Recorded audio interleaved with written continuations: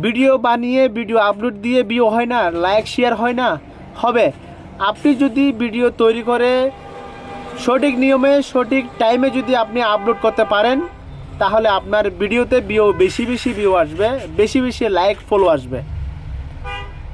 আমি নেক্সট ভিডিওতে আমি দেখিয়ে দেব। আমার ভিডিওটা শেয়ার করে ভিডিওটা লাইক দিয়ে পাশে থাকুন। কীভাবে ভিডিও কোন টাইমে আপলোড করতে হবে আমি আপনাদেরকে দেখাই দিচ্ছি। ভিডিওটা ভালো লাগলে লাইক শেয়ার করুন, লাইক দিয়ে পাশে থাকুন। ধন্যবাদ।